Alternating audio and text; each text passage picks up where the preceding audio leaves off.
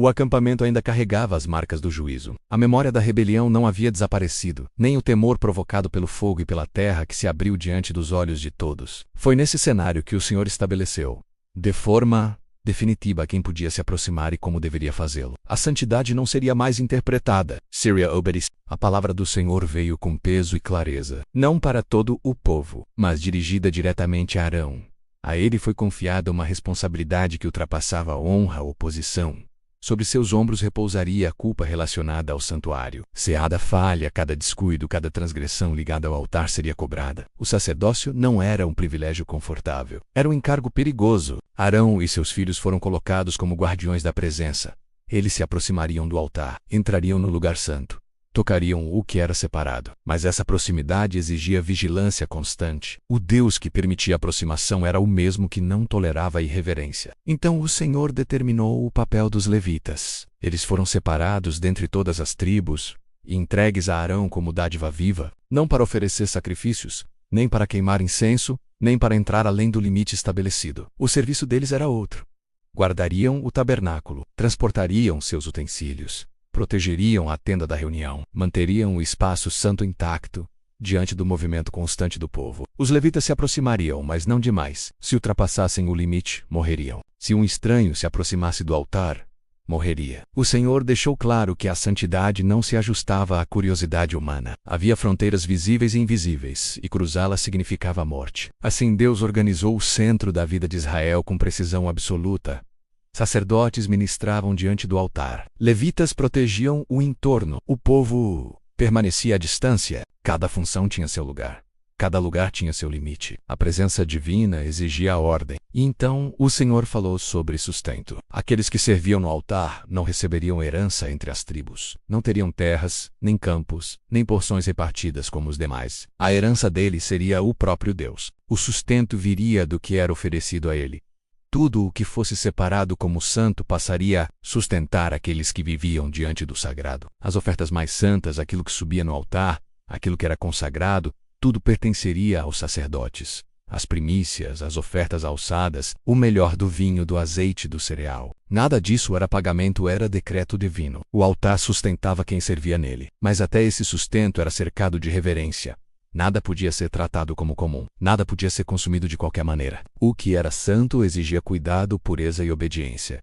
A bênção vinha acompanhada de temor. Os levitas também receberiam sua provisão. O dízimo de todo o povo lhes seria entregue como herança. Mas nem mesmo eles estavam livres da obrigação de honrar o Senhor. Do dízimo recebido, deveriam separar o dízimo do dízimo, oferecendo ao Senhor a melhor parte antes de usufruírem do restante. A ordem era clara. Ninguém tocava no que era santo sem antes reconhecer a santidade. O Senhor deixou evidente que essa organização não era apenas administrativa, era spiritual. Quem desprezasse essas instruções carregaria culpa. Quem tratasse o sagrado com leviandade traria morte sobre si. A proximidade com Deus não diminuía o risco, aumentava. O tabernáculo permanecia no centro do acampamento como sinal da presença divina. Mas agora estava cercado por limites rígidos, funções bem definidas e advertências severas. O Deus que habitava entre o povo não era um Deus domesticável. Ele se deixava servir, mas não ser manipulado. Mesmo assim, uma realidade permanecia incontestável. Apesar da ordem, apesar do sacerdócio, apesar dos dons e das provisões, o povo continuava lidando com a impureza. A morte ainda contaminava tudo o que tocava. Havia uma separação invisível que nenhum sacrifício comum resolvia. Era necessário algo mais, porque servir no altar não tornava ninguém imune à morte, e viver perto da presença não apagava a contaminação que ela deixava para trás. O Deus que organizava o sagrado agora revelaria como lidar com a impureza mais profunda de todas. Então o Senhor estabeleceu um decreto diferente de todos os outros. Não era um rito cotidiano.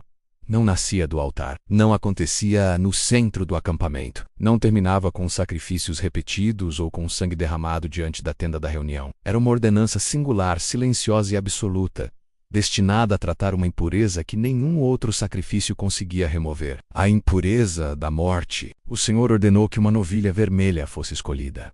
Não poderia haver nela defeito algum, nenhuma mancha escondida, nenhuma imperfeição visível ou invisível. Nunca poderia ter sido colocada sob jugo, jamais usada para trabalho, jamais marcada pelo esforço humano. Um animal raro, separado desde o nascimento para um único propósito. Sua cor uniforme, sem variação, a distinguia de todas as outras. Ela não era levada ao altar. Era conduzida para fora do acampamento, longe das tendas, longe do movimento do povo, longe do espaço onde a presença divina se manifestava de forma visível. Ali fora dos limites da convivência, a novilha era sacrificada diante do sacerdote. A morte acontecia fora, a santidade permanecia dentro. Mas o rito não se desligava da presença de Deus. O sacerdote tomava o sangue da novilha e o aspergia na direção da tenda da reunião.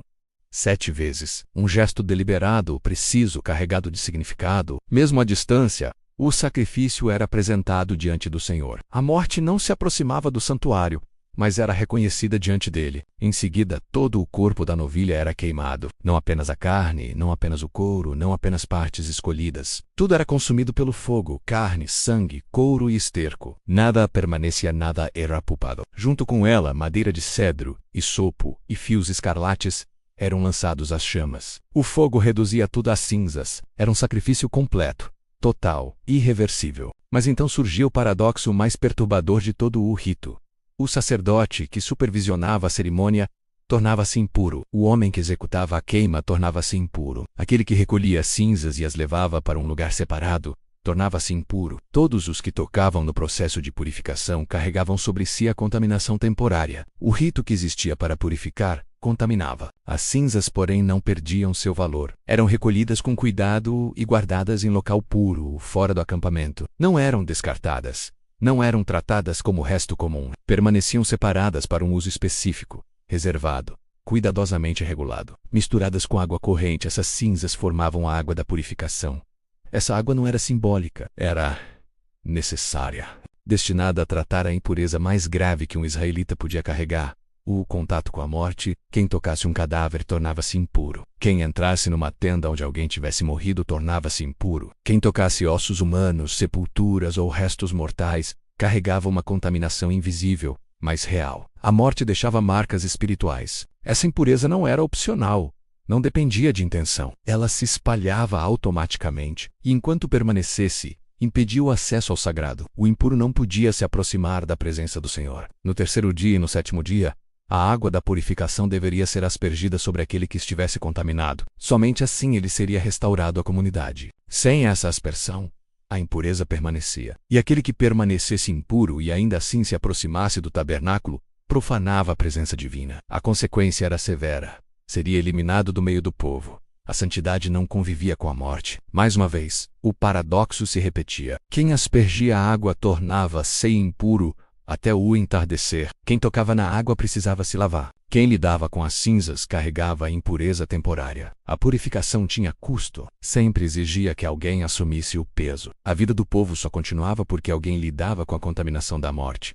Nada nesse rito era casual. Nada era exagero. Tudo ensinava que Deus habitava entre Israel, mas não se misturava com a corrupção da morte. A presença divina exigia separação, limpeza e obediência rigorosa. A água da purificação não apagava a realidade da morte, mas permitia que o povo seguisse vivendo apesar dela. Assim, o acampamento seguia adiante, com sacerdotes sustentados pelo que era santo, com levitas guardando os limites do sagrado, com um ritual silencioso, lembrando diariamente que viver diante de Deus exigia pureza constante. O Deus que libertara Israel do Egito agora revelava algo ainda mais profundo. Ele não era apenas o Deus que salvava da escravidão.